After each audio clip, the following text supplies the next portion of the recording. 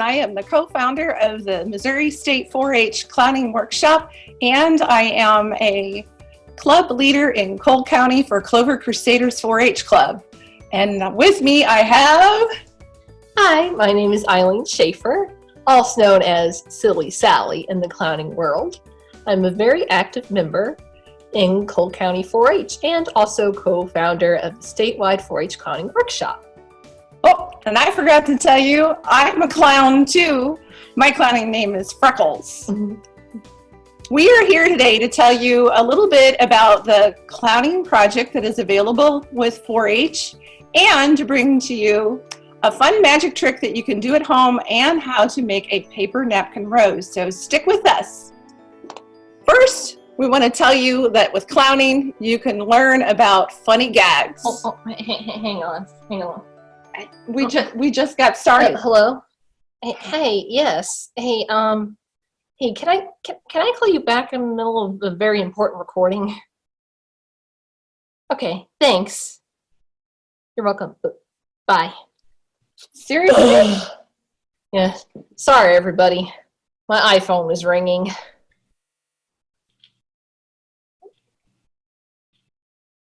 Oh, you and your iPhone. You just have to have it all the time, don't you? Here, I'll put it on mute. There we go. Thank you. Done. So,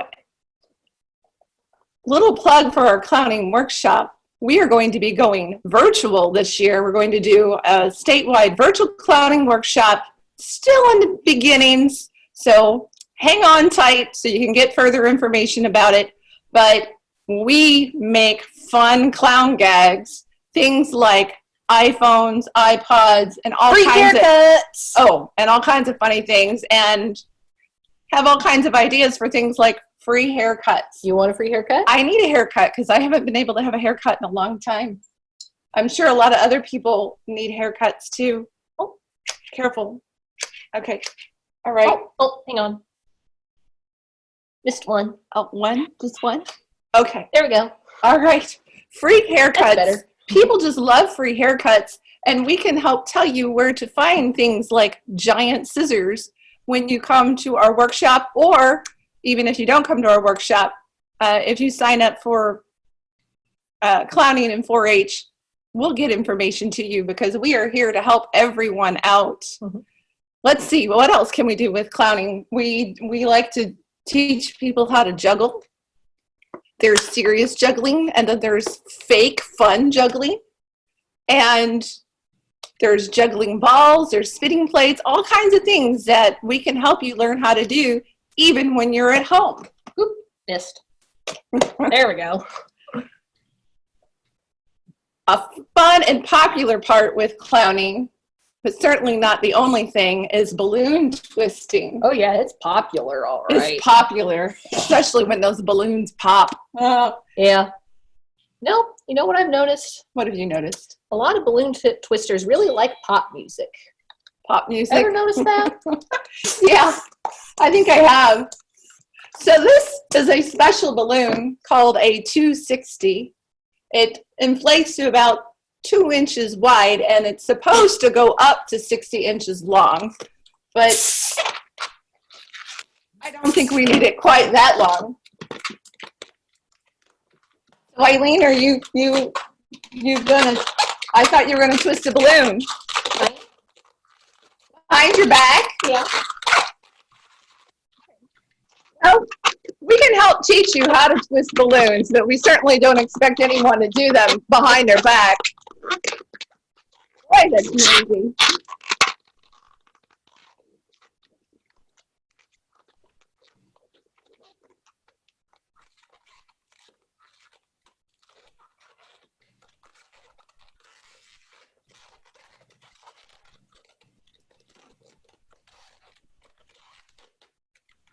You did it! Little green balloon doggy, you're on camera. Oh, he's excited. He's get to be on camera in front of everybody. Oh, and he's even green for 4-H.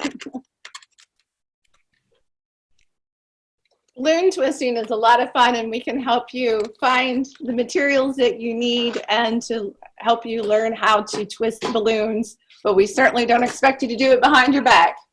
Well, you've been twisting balloons for how long? 6, 7, no, I think 8 years. Oh my goodness. 8 years she's been twisting balloons. And when she started, if you're afraid of balloons popping, oh, she was very afraid of balloons popping. Don't worry, you get over that fear. Oh, yeah. Okay. I feel old now. Well, this is an example of what you can look like when you stay in 4-H. Let's see.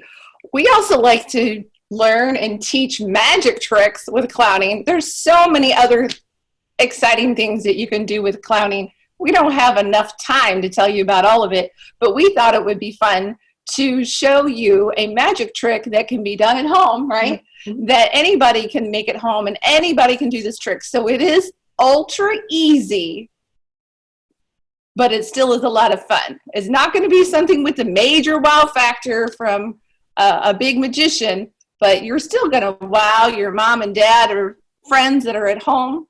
And so I think, Silly Sally, Eileen, are you ready to do this magic trick? Most certainly. Okay. Okay. I have 5 cards here. 4 of them are 3s. 1 of them is a 7. And the 7 is in the... Let me see. Oh, yes. It's in the middle. Yes. Very important. Now, I'm going to turn these around. Take this paper clip. And I want you to put the paper clip on the 7. All right. Paper clip on the 7. Middle. Can I see what I'm doing here? Yeah, I think that's in the middle. Does that look like it's in the middle to you all? You think she's right? I think I'm right. I think it's in the middle. All righty. Let's see. Oh, you were so close. You had the 3 instead. I thought it was, didn't you think it was in the middle? I thought it was in the middle. How did you do that? Magic. Magic. Well, all you need is 5 cards, glue or double-sided tape, a paper clip or a clothespin, maybe even a pen cap, whatever you can find that will hook onto your cards. If you don't have playing cards at home, or if mom and dad doesn't want you taking 5 cards out of their good deck of cards and gluing or taping them together, they might not like that. I don't think they would. I don't think your daddy would like him doing that to his cards. He wouldn't. We had special cards set aside for such things. But you could take a card. You could trace around it on some construction paper, or maybe the inside of a cereal box, or anything like that that you have. Trace around it and create your own type of card. So you have the equivalent of 4 suits, or 4 suits, not 4 suits, 4 cards, all of the same suit, and then 1 card that's different. So you can create your own card so you can still do this trick without messing up your good deck of cards. Yep, and you don't have to use 4 3s and a 7. No. You could use 4 8s and a king, or 4 queens and a jack, whatever combination you like. That's right. So you want to show them, do you have the cards, the separate cards, or are we just going to? Oh, I think they're magic too. They disappeared. Oops. So all you do is you take your cards and you line them up next to each other. Line them up like that. You don't want the cards, the numbers overlapping over each other, and keep them evenly spaced, wouldn't you say? Yep. And try your best to keep it straight across up on the top here and down on the bottom here. Makes it easier. And you just glue or tape them together with double-sided tape. Then you use your paper clip, clothespin, and you're set to trick everybody in your household. Yep. And now the secret of how this works is I'm just going to put the paper clip on the 7 to where I can see it. Now I turn it around and, oh, it doesn't appear that it's on the same card, but it is. It's all an optical illusion. Now, you give it away how it works if you turn it over like that. then everybody's going to see, oh, that's just an optical illusion. But when you turn it around like this, Yes, left to right. left to right, or right to left, whichever you prefer, Oh, true. the paper clip gets lost in that turn. That, and along with the good delivery, is what makes it magic. All right. So we told you we would teach you a very easy magic trick that anybody can do at home. No matter what you have, you can find a way to do this trick on anybody in your house. Yeah. I hope they get back to us and let us know if they try it. Yes. Would you let us know if you do it and how it goes? Yes, please do. That would be really fun. We'd like to hear that. All right. I think we need to move on. Mm-hmm. What's that in your hand? Oh, is that for me? Yeah. Oh, look. She gave me a rose. Isn't that pretty? How did you do that? I made it. You made it. Well, it doesn't smell. Smells like a napkin. Yeah. Can you show everybody how to make a napkin rose I think out of so. a paper napkin? For that rose there, I used a specially printed fancy napkin, but you can just use any old regular paper napkin that you happen to find lying around your house. The important thing is, though, need to back up. Beep, beep, beep. It needs to be square. Now, if you have a napkin that is more rectangular, just tear it off or grab a paper. Bleh. I can't talk. Grab a pair of scissors and cut it down into a square. And the thinner paper, the better. You've used Kleenexes, you can use napkins, you can even use tissue paper. And there's one of those specially printed ones for making a super duper fancy rose. Yeah. Ooh. Mm-hmm. All right, I'll let you have it this time. Thank you.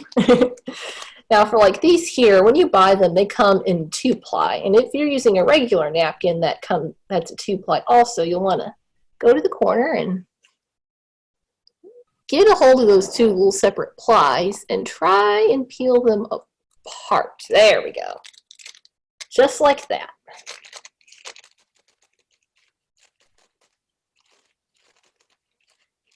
It's a little tricky at first, and it doesn't always come off super easy. Why do you pull it apart? I pull it apart because the thinner the paper, the better. It just makes it easier, especially when you're twisting the stem. Okay. And these colored ones are nice to have if you really enjoy making them.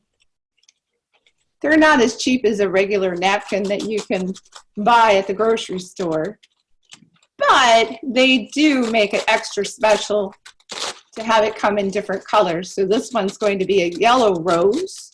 Then we have pink. And do we have our box nearby? Yes, we do. We bought a box where they come in different colors.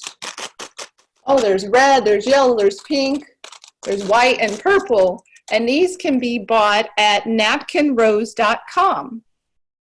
We don't know these people. We know they were nice to me when I ordered them so long ago. So we're not getting anything for plugging that. This is just where we know that these can be bought if you decide you want to buy them. Napkinrose.com, napkinrose.com. After you pull these 2 apart, if, unlike this one, yours happens to come off cleanly, you can even get 2 roses out of 1 napkin.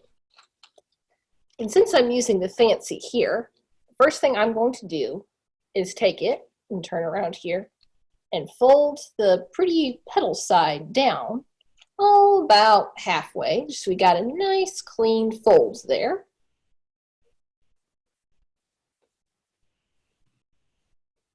Instead of just the edge of the napkin. What I'm going to do, make little scissor fingers, and hold them like this. Take the corner of the napkin, the pretty side facing away from you if you're using your right hand to hold it. And boop, just like that, where it's kind of poking up in between your two fingers. You take the rest of the napkin and wrap it around those two fingers.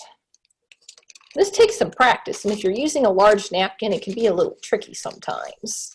Yeah, and if you're using a large napkin, you're probably gonna need to pinch down further when she gets to that point.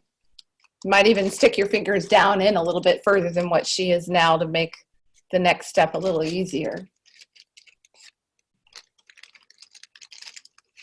So you just keep wrapping until you've got it all the way wrapped around like that. So that's what it looks like on this side, and like that. Now with my free hand, I'm going to pinch here at where the yellow meets the green. Now if you're using a plain napkin, just pinch down just beyond your fingertips. Then you slowly wriggle your fingers back out until, ta-da, you have your hand again. Continue to pinch down, pick a direction, and start twisting. You want to twist tight, but not so tight you accidentally tear off the top of your flower. It's pretty easy to know when that happens. So it really doesn't matter which direction you twist at this point. Yeah. At this point, just pick a direction and twist. Now I'm going to twist until I have about as much stem as I do the petals of the flower here. Now you can keep twisting, or if you want to get a little fancy, find the corner down here on the part of the stem that hasn't been twisted yet, pull it up, which takes a little bit of practice, and pitch it down so that way you can make a little leaf. Now here's where you really got to pay attention. Mm-hmm. You want to continue to twist in the same direction you were previously twisting. Otherwise, if you twist in the opposite direction, your stem will unravel. And I have done that, and that is not fun when that happens. So I'm going to hang on with one hand to the bottom of the leaf here. Continue twisting in the same direction on down. Down, doobie-doo, down, down. A comma, down, doobie-doo, down, down. A comma. I think you could twist. Do the twist. Can you sing that and still do the twist at the same time? That's hard. Okay. And just twist that firmly all the way down to the end. And what I like to do is hang on to the bottom of the stem with one hand and up the top of the rose with the other and give it a good twist. And here's where you know if you did it right. If it just winds up real tight, you know you did it correctly. But if it comes undone, and you want to undo and twist it the other direction. Go ahead and make the leaf look a little prettier here. So by this point, your rose should be looking something like this. All right. Now coming back up to the top of the petals here, find that little corner here that's kind of sticking out, and fold it down diagonally to where instead of a crisp corner, you just kind of have a little diagonal line to make it look a little more natural. Kind of like that. And you take one hand, hold the base of your rose, take your other hand, and stick your finger right down to the petals and kind of press down. Makes it a little more shaped like a real flower. And it should look something like this. Now here comes the tricky part. Look down inside your flower. See the end of the napkin in here? Grab down inside, grab a hold of it. This can be really tricky. Now, and note which direction you wrapped it, and turn the stem of the rose while you hang on to kind of make it unwind a little bit and pull up ever so slightly. Just a little gentle tug will do it. Let go. That makes the swirly petals on the inside of your rose. Ooh, that turned out so pretty. And then you have a pretty napkin rose to give to your mom or dad. All right. These would be great for Mother's Day. Oh, I yes. was sitting here thinking, this would be great for Mother's Day. Yep. Or just to brighten someone's day. Yeah. I'll tell a short story that I was at the doctor's office and there was a little girl about 2 or 3 years old that, she was so upset and fussy.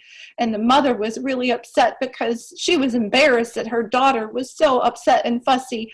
And I was sitting there feeling so bad for her. And I thought to myself, what can I do? I said, aha, I know what I could go do. I got up, I looked around for the Kleenex box.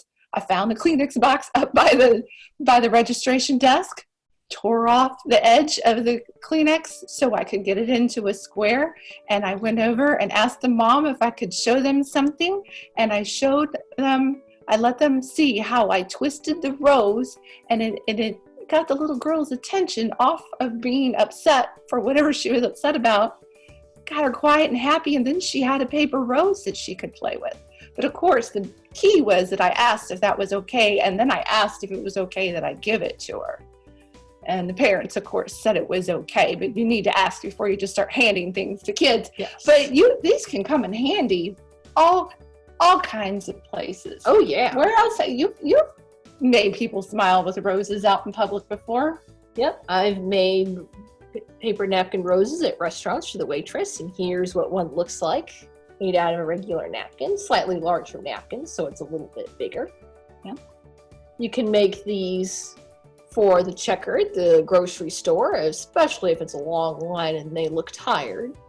Or just anybody who looks a little down or a little sad that looks like they could use a little cheering. So clowning is about making people happy and make people smile. So we've shown you a magic trick that you can do at home, and we've shown you how to make a paper napkin rose. All of these things you should hopefully have at your house so you can try them out yourself. And let us know if you've made a paper rose. We'd like to hear how it went, and maybe tell us who you gave it to and what their reaction was. That would be really nice to hear about, don't you think? Yes. Okay. Well, I think we're done for now, aren't we? Oh. I think so. So we want to encourage you to tune back in at 3:30 Monday through Friday to hear other wonderful, fun things that you can learn about on this channel. And we appreciate you joining us for today and hope you have a great rest of the afternoon. Bye. Bye.